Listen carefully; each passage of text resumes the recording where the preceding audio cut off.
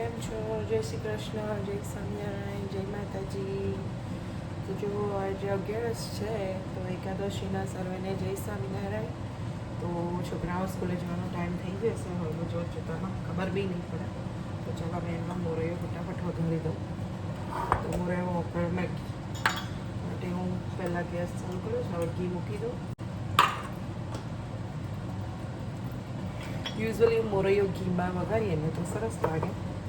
અને જીરું નાખી દઈએ.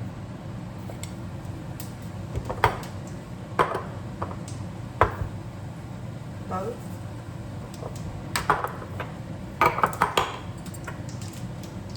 લીલા મરચાં, આ બટેટાના ગાજર ઝીણા ઝીણા સુધારે હતા એ નાખી દઈએ. તો 11નું છોકરાનું લંચ રેડી થઈ ગયું છે. આ મોરૈયો બનાવી દીધો છે. પછી આ ડ્રેગન ફ્રૂટ ચકરી તરી દીધી અને જ્યુસ. હેપી. તો જો આજે હું છોકરાઓને પિક કરવા આવી ગઈ છું સ્કૂલે, પણ હજુ 5 મિનિટ્સની વાર છે તો હું ગાડીમાં વેઇટ કરું છું.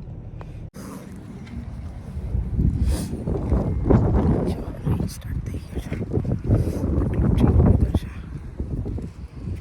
તો ચલો મોક્ષ જે ના આવે એટલે હું બતાવું તમને. મોક્ષ આવી ગઈ છે સ્કૂલેથી. વરસાદ પડે છે બેટા? બધા ક્યાંય વરસાદ પડે છે ગાય? હા, ટોપી પહેરીને આવવાનું કાલથી. Okay. How was your day today? Good. Good? Yeah. મજા આવી? I really want to With 11 fasting? Yeah. But How was the morayo? good. Good? And I just good as a good day nahi rahe. કેમ? Because I just આપણી test હતી. હા આમાં like ફ્રેન્ચનું બધું હતું. હા મારી ફ્રેન્ચ ક્લાસ હતું. હા. સો એક Okay, તો તને that means you didn't get the point? I got half point. જો કેવું વેધર છે. હા બેટા? મસ્ત વેધર છે. હા, નાઇસ વેધર છે. પણ આ કેવું ક્લાઉડ દેખાય છે, સન છે. Yeah, like spots of like sun be એક side sun, Yeah. બીજા side sun, બીજા side sun. જો રેન સ્ટાર્ટ થઈ ગયો છે. Rain, રેન ગો અવે. Okay, let's go. આપણે અંદર જઈએ હવે. I want to go live in the sky. આ રેન નથી, જો એ તો કહેવાય. બચ્ચા પાર્ટી આવી ગઈ છે સ્કૂલેથી ઘરે. નોક નોક નોક નોક નોક નોક નોક નોક નોક.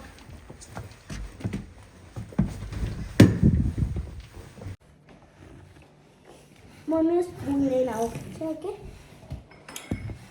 આજે 11 છે બેટા, માળા કરી દેજો. ઓકે, 11 માળા કરી દો મારા દીકરા. આજે 11 માળા કરી દો. 11 ની એટલીસ્ટ 5 માળા 11 છે તો કરો. Okay, let's go. Cheers with the coffee. Ekadasi coffee with the family with the family.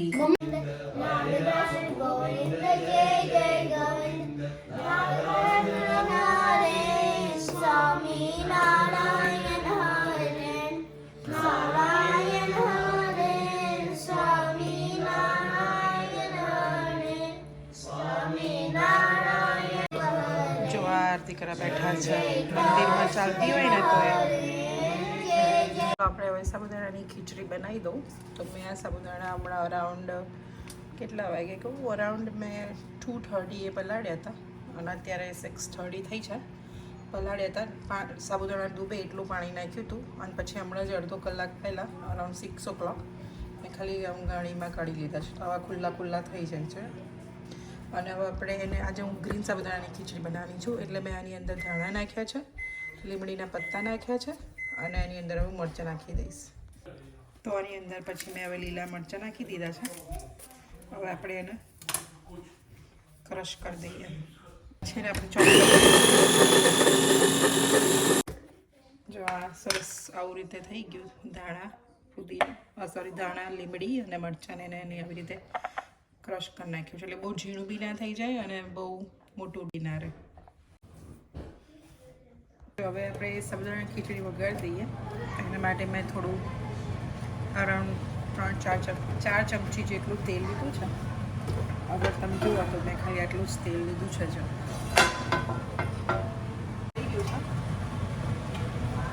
તેમાં આપણે લવિંગને નાખીએ.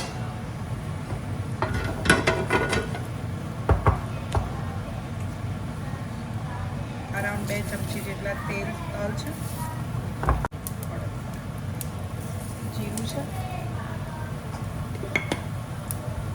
એટલે આમાં થોડું હવે હલાવી દેવું પડે તો બધું શેકાઈ જાય તેલની અંદર.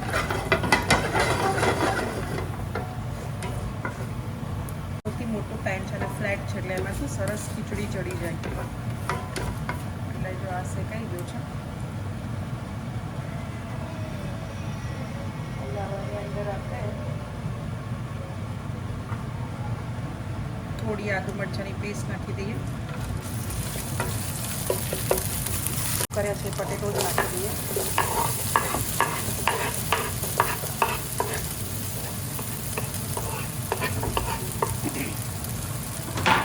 આમાં બધા વેજીટેબલ્સ તમે નાખી શકો જે તમને જેમ કે અગિયારસમાં ખવાય એવું કેરેટ છે, કેપ્સિકમ છે, બધું નાખી શકાય. પણ અત્યારે મારે ગ્રીન પેપર એટલે કેપ્સિકમ નહીં છે નહીં એટલે મેં ખાલી પટેટો જ નાખ્યા છે. હાફ સ્પૂન જેટલું મેં સોલ્ટ નાખ્યું છે. હવે આને થોડી વાર ચડવા દઈએ. આજે મારે ગ્રીન ખીચડી બનાવી છે સમજો પછી હું થોડી ચપટી જેટલી હળદર નાખીશ અંદર. અને હું છે ને ઘરે આવી રીતે મસાલો પીસેલો રાખું છું. ફ્રેશ ઓલવેઝ મારે શેકેલું હોય છે. બાદિયા છે, લવિંગ છે, તજ છે, મરી છે, પછી તમાલપત્ર છે. એ બધું જ આની અંદર મેં ફ્રેશ શેકી અને બનાવેલું છે. બીજું કશું જ એડ નહીં કર્યું. એટલે ઓલવેઝ હું એની અંદર છે ને અરાઉન્ડ અડધી ચમચી જેટલો પણ અડધી ચમચીથી બી બહુ જ ઓછો. કારણ કે જો તમે સ્પાઇસી ખાતા ના હો તો બહુ નહીં નાખવાનું, પણ ખાલી એટલે તમે ચપટી જેટલો આટલો પણ નાખશો ને તો એની ફ્લેવર અને સ્મેલ બહુ સરસ આવતી હોય છે. ત્યારે બધું હલાવી લઈએ. બહુ જ ફાઇન સ્મેલ આવે છે. જો એકદમ સરસ સુગંધી આવે છે. એ ગરમ મસાલા નાખશો ને તરત જ તમને લાગશે કે આખું સ્મેલ લાઈક ટેસ્ટ અને સ્મેલ બધું ડિફરન્ટ જ થઈ જાય. એટલે ઓલવેઝ હવે આની અંદર છે ને હવે મેં જે પેલું ધાણા ને લીમડીને મરચાં જે ક્રશ કર્યા હતા એ નાખી દઉં છું આવી રીતે.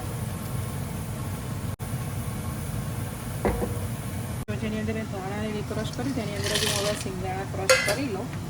કારણ કે બહુ ઝીણા પાવડર નથી બનાવવો એટલે હું આ ચોપરમાં ક્રશ કરી લઈશ. થઈ ગયા છે તો આપણે આની અંદર સાબુદાણા એડ કરી દઉં. જો આપણે સાબુદાણા એડ કરી પ્રોપર બધા હલાવી અને આખા બધું એડ કરી દઈએ પહેલાં. તો જો તમે જોયું ને મેં એટલું ઓઇલ નહીં નાખ્યું. યુઝ્યુઅલી અમે સાબુદાણા ખીચડીમાં બહુ ઓઇલ નથી નાખતા હોતા. નહીં તો ઓઇલી લાગે. જો કેટલો સરસ કલર આવ્યો છે. તો જો આપણે આવી રીતે પ્રોપર એને હલાવી દઈશું. પહેલાં આપણે બટેકા જેટલું સોલ્ટ નાખ્યું હતું. હવે સાદું સાબુદાણામાં ઇનફ થઈ ગયેલું 1 સ્પૂન જેટલું સોલ્ટ નાખી દીધું. અમુક પણ ડિપેન્ડ કરે છે. અમુક લોકો સોલ્ટ ઓછું ખાતા હોય, અમુકને થોડું આગળ પડતું સોલ્ટ જોઈતું હોય તો એ તમારા ટેસ્ટ મુજબ નાખી દેવાનું. નીચે મીડિયમ ગેસ રાખ્યો છે મેં એટલે મીડિયમ ગેસ પર આને ચડવા દેવાનું. પણ આવું અત્યારેથી શુગર નહીં નાખવાની, લેમન બી હમણાં નહીં નાખવાનું. નહીં તો જો શુગર અને લેમન બી એક સાથે અત્યારથી નાખી દઈએ તો સાબુદાણા ચડે નહીં. ચડે તો નહીં પણ બીજું એ કે તમારે સ્ટીકી થઈ જાય, એકબીજાને ચોંટી જાય રાઈટ સાબુદાણા. અગર તમારે ખુલ્લી જોઈતી હોય તો આવી રીતે થોડી વાર ચડવા દેવાની. અને એની અંદર આ ચડતી જ હોય થોડી ઘણી ચડી જાય એટલે એની અંદર આપણે જે શેકેલા સિંગદાણાનો ભૂકો છે એ નાખી દઈશું. અરાઉન્ડ મેં 1 કપ ભરીને સિંગદાણાનો ભૂકો લીધો છે અને આપણે આમ નાખીને હલાવી લઈએ. આ સિંગદાણાનો ભૂકો હવે નાખવાથી બહુ ચડી ના હોય ત્યારે નાખી દઈએ ને તો એ બી સ્ટીકી ના થવાનું રીઝન એટલે કારણ એ બી છે કે એના લીધે બી સ્ટીકી ના બને ખીચડી. એટલે ગુડ કે આપણે પહેલેથી જ એને નાખી દેવાનું. થોડા ઘણા સાબુદાણા ચડે ને અરાઉન્ડ 20-30% 20-30% ચડી જાય ને એટલે પછી આપણે એમની અંદર સિંગદાણાનો ભૂકો નાખી દેવાનો.